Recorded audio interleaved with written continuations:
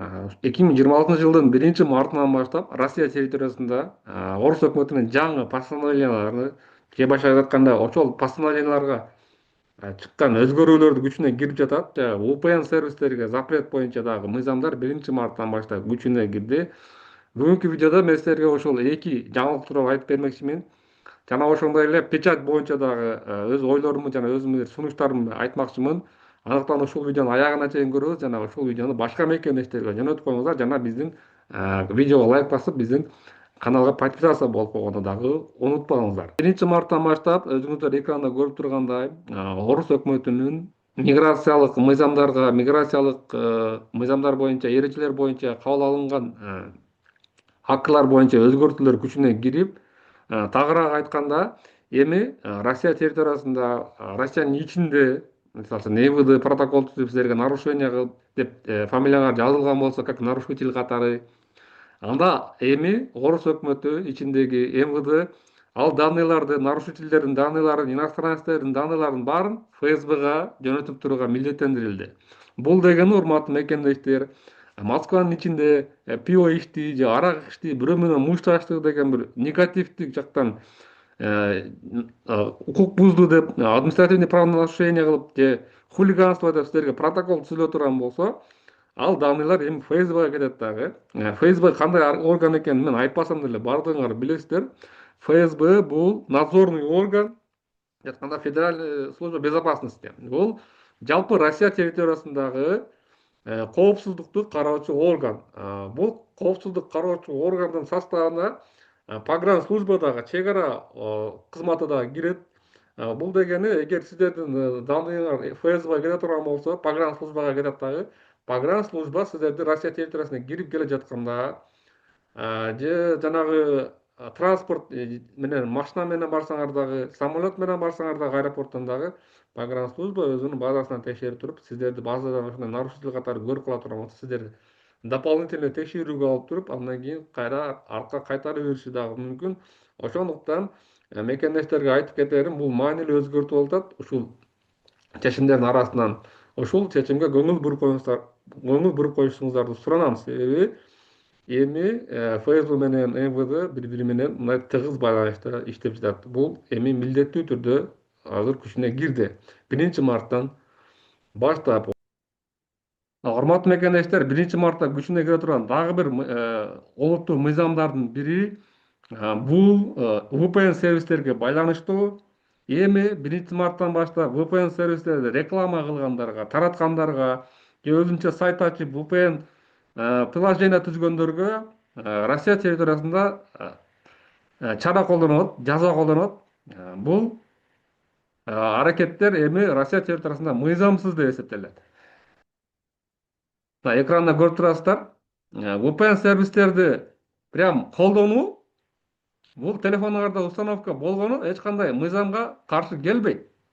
Бир гана VPN сервистерди реклама кылганы, таратканы бул ошол мыйзамга туура келбей калат дагы. Ошонун айынан штраф жазып же керек болсо, эгер күнөөңөр далилденип кала турган болсо, уголовный иш дагы ачып калышы мүмкүн. Бул азыр Россия территориясында өтө катуу каралып жатат. Ошондуктан баардык мени көрүп турган мекемдештерге айтып кетерим. Телефонуңуздарда VPN сервистер установка боло турган болсо, мындан коркпоңуздар. Анын эч коркунучтуу жери жок. Сиздерди мүмкүн жолдон же метродон токтотуп, телефонуңуздарды текшерип, ичинен VPN сервистерди көрүп кала турган болсо, ал үчүн сиздерди эч ким жазалаганга, штраф салганга акысы жок. Эч кандай протоколго кол койбоңуздар. Бул сиздердин телефонуңуздарда турганы эч кандай мыйзамды бузбайт.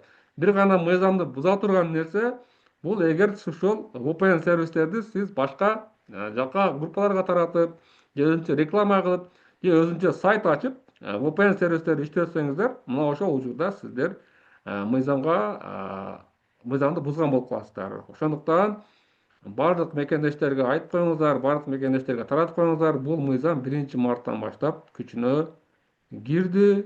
Бул мыйзамды эми эске алабыз. Ал учурда айтып кетейин. VPN сервистерди телефонуңуздарга койгонуңуздарда амина бар телефонуңуздарга эч качан VPN сервистерди установка кылбаңыздар.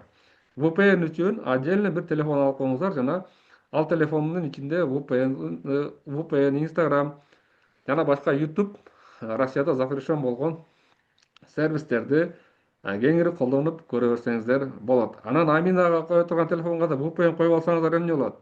Бул жерде да өтө эле корко турган нерсе жок. Болгону Амина сиздердин геолокацияңыздарды алып, ошол аркылуу сиздерге мындай учет этип көргөзүп турат, жакшыл болуп жанып турат. Анан кийин VPN сервисти жандыргандан кийин сиздер башка IP адрестен киресиздер. Мисалы үчүн Францияныкынан же Голландияныкынан же Американыкынан кирсеңиздер, Амина сиздерди бул кыргыз Аминадан Америкага кетиптир. Эми ал жакта Амина иштебейт, Америкада же Францияда же Голландияда.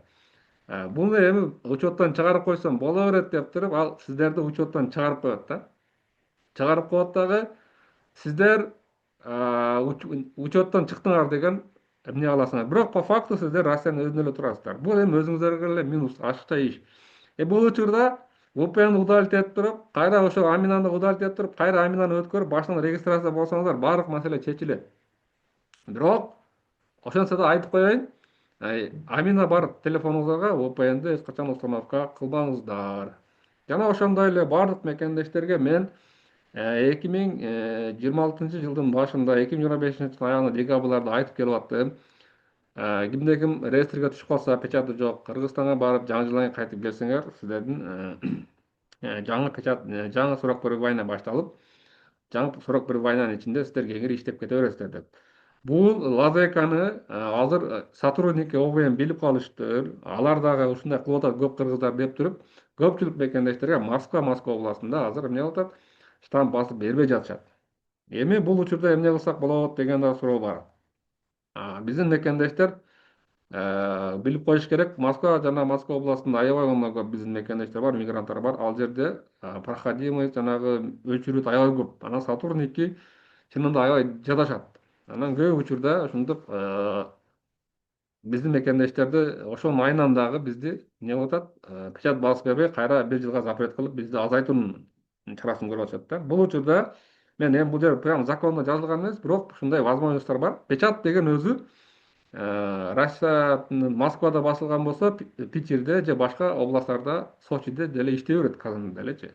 Бул общий Россиянын территориясында действие турган печать. Ошондуктан реестрге түшүп, проблемалар 2025 кеткен болсоңуздар, Москвага келбестен башка бир областка барып туруп, башка бир кеңири райондорго барып туруп, ошол жактан 1-2 ай иштеп, жумушка кирип, там миграционный картанын аркасында печать басылып туруп, анан Москвага келсеңиздер деле сиздер мындай печать бастырам деп жүрбөйсүздөр да. Себеби ал жакта уже сиздерге печать басылып, уже бир жылга срок пребывания узартылып калган болот. Жана ошол печать бүтүнчөктү сиздер Москвада кеңири ишиңерди кылып, анан кайра Кыргызстанга кете бересиздер.